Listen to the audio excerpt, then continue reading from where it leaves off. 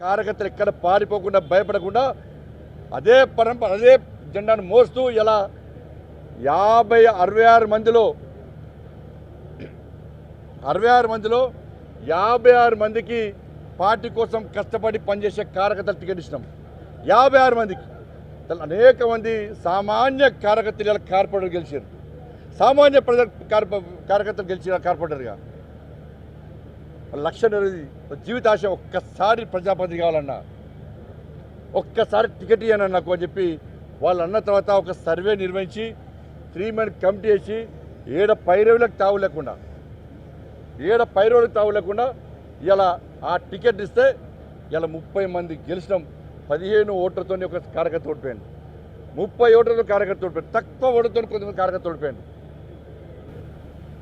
But దీంతో పాటు ఇలా ఇక్కడ కార్యకర్తల కమిట్మెంట్ ఇలా కష్టపడి పనిచేసారో దాదాపు వారం రోజుల పాటు అన్న ఓటేయండి, అమ్మ ఓటేయండి, అంకుల్ ఓటేయండి, ఆంటీ ఓటేయండి, తమ్ముడు ఓటేయండి, కేంద్రంలో మోడీ ప్రభుత్వం ఉంది, మేము నిధులు తీసుకొస్తాం, మేము అభివృద్ధి చేస్తాం, మాకు అవకాశం ఇవ్వండి అని చెప్పి ఇలా అనేక మంది కార్యకర్తలు నాయకులందరూ కూడా వాళ్ళ సొంత ఇక్కడ వాళ్ళందరూ కూడా వాళ్ళ సొంత పనులు వదిలిపెట్టి కుటుంబాలను వదిలిపెట్టి ఇలా కరీంనగర్లో ఇంటికి దిగి దండం పెట్టి రిక్వెస్ట్ చేసి ఇలా ఓట్లు వేయించుకునేది. ఇవాళ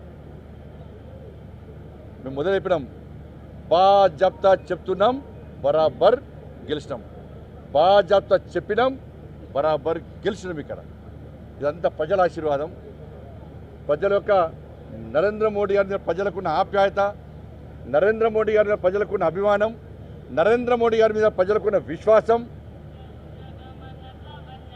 కాబట్టి అవన్నీ కూడా అన్నీ కలిసి మనం గెలిచినాం. చాలా సంతోషం అనిపిస్తున్నది. మరి రాబోయే రోజుల్లో ఈ పార్టీ ఆ పార్టీ అనకుండా అందరినీ కలుపుకొని కరీంనగర్ అభివృద్ధి కోసం నరేంద్ర మోడీ గారికి కలిసి మా ప్రియతమ నేత నన్ను ప్రోత్సహించేటువంటి, భుజం తట్టి ప్రోత్సహించేటువంటి, నాకు ఏ ఇబ్బంది వచ్చినా ఏదొచ్చినా నేనున్నా అని చెప్పి నన్ను ముందుకు నడిపించే నా అమిత్ షా గారి యొక్క సహకారంతో, ఇలా నితిన్ నబీన్ గారి యొక్క ఆలోచనతో, రామచంద్రరావు గారి నేతృత్వంలో ఇలా మేము ముందుకు వస్తాం, అభివృద్ధి అంతా చూపడతాం. ఇదే కాదు, ఇలా కరీంనగర్లో ఏ విధంగా విజయం సాధించినామో వాళ్ళ హైదరాబాద్ భాగ్యనగర్ కూడా రేవంత్ రెడ్డి గారి ప్రభుత్వం సొంత ఆస్తులు అన్నదమ్ములు పంచుకున్నట్టు, వీళ్ళు కష్టపడ్డ ఆస్తులు అన్నదమ్ములు పంచుకున్నట్టు రేవంత్ రెడ్డి గారు ఓవేసీ కుటుంబం ఇద్దరు కలిసి హైదరాబాద్ను పంచుకునే ప్రయత్నం చేశారు, విభజించే ప్రయత్నం చేశారు. ఎంఐఎం పార్టీకి ఒక ఏరియాను గుత్తా రాసిచ్చి మీరు దీన్ని దున్నుకోండి, మీరు సంపాదించుకోండి, కబ్జాలు చేయండి, దొంగదందాలు చేయండి, లంగదందాలు చేయండి, ఇతర దేశ ఉగ్రవాళ్ళకు స్థావరాలు ఇవ్వండి, మీరు చేయరని దందంతా చెయ్యండి అని చెప్పి ఇలా ఎంఐఎం పార్టీలకు ఒక ఏరియా రాయించిండు రేవంత్ రెడ్డి గారు. ఇలా కాంగ్రెస్ పార్టీకి మరణ శాసనం కాబోతుందని గుర్తుంచుకోవాలి రేవంత్ రెడ్డి గారు. ఎస్ బరాబర్ జిహెచ్ఎంసీ ఎన్నికల్లో ఏవైతే మూడు కార్పొరేషన్ చేసినావో ఒక ఎంఐఎం పార్టీకి రాసిచ్చి ఇంకా 2 మేమే గెలుస్తామని చెప్పి రేవంత్ రెడ్డి గారు వాళ్ళ కాంగ్రెస్ పార్టీ విరవుతున్నది. సవాల్ లేదు. అలా అక్కడ కూడా చెప్తున్నాం, బరాబర్ బాజాబ్తా చెప్తున్నాం. హైదరాబాద్లో కూడా ఇలా కాషాయబ్ జెండాన్ని ఎగిరేయడానికి తెలంగాణ రాష్ట్ర వ్యాప్తంగా ఇలా భారతీయ జనతా పార్టీ కార్యకర్తలు కసితో ఉన్నారు, ఇలా ఆతృతతో ఉన్నారు.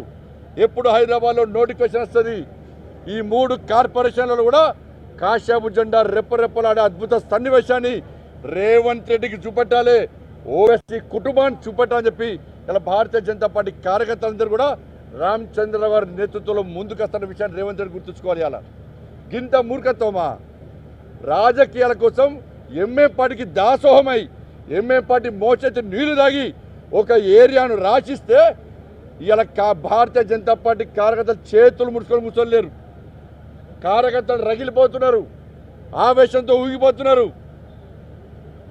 ఎట్టి బస్లో కాంగ్రెస్ పార్టీకి ఎంఐఎం పార్టీకి గుణపాఠం చెప్పాలని చెప్పి వాళ్ళు రెడీగా ఉన్న విషయాన్ని ఇలా కాంగ్రెస్ పార్టీ ప్రభుత్వం ఇలా ఎంఐఎం పార్టీ గుర్తుంచుకోవాల్సిందిగా అందరికీ విజ్ఞప్తి చేస్తూ, ఇలా ఇంత కష్టపడి పనిచేసినటువంటి ఫస్ట్ ముందుగా నా భారతీయ జనతా పార్టీ కార్యకర్తలు నిజంగా హ్యాట్స్ ఆఫ్.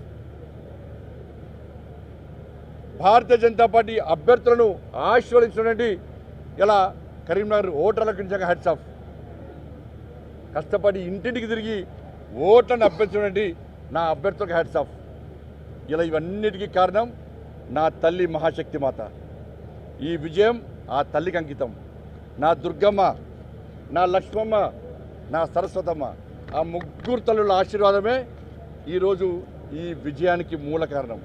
నమ్ముకున్న తల్లిని నమ్ముకున్నా, నేను నా మహాశక్తి అమ్మవారిని నమ్ముకున్నా. తల్లి సేవ చేసే అవకాశం మంచి అభ్యర్థులు అందించు. ఇలా కరీంనగర్ మేయర్ బాధ్యతను ఇలా భారతీయ జనతా పార్టీకి అప్పించు తల్లి అని చెప్పి ఆ తల్లిని వేడుకున్నా. ఆ తల్లి ఆశీర్వాదం ఇలా ఈ గెలుపుకు ప్రధాన కారణం. ఇప్పుడు రాబోయే రోజుల్లో కూడా ఆ తల్లి ఆశీర్వాదంతో తప్పకుండా ప్రజల ముందుకు వస్తాం, ప్రజలకు అందుబాటులో ఉంటాం.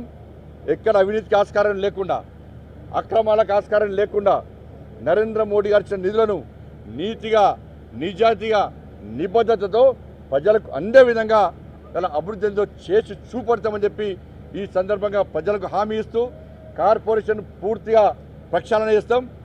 ప్రజలు కార్పొరేషన్ చుట్టూ తిరగడం కాదు, నాయకులే ఇలా ప్రజల వద్దకు వెళ్ళే విధంగా ఇలా సునీల్ రావు గారు లాంటి నాయకులందరూ అవగాహన ఉన్నటువంటి నాయకులు, పూర్తి దీని మీద అన్ని విషయాలు తెలిసిన నాయకుల యొక్క సహకారంతో తప్పకుండా సేవ చేయడానికి సిద్ధంగా ఉన్నామని చెప్పి ఈ సందర్భంగా తెలియజేస్తూ అభ్యర్థులందరూ కూడా, కష్టపడి పనిచేసిన అభ్యర్థులందరూ కూడా, గెలిచినటువంటి అభ్యర్థులందరూ కూడా హృదయపూర్వక శుభాకాంక్షలు తెలియజేస్తూ పోటీ చేసిన ప్రతి ఒక్కరు కూడా వాళ్ళందరూ కూడా ఏదో విధంగా ఓడిపోవడం, ఎన్నికల్లో గెలిపోవడం సహజమే.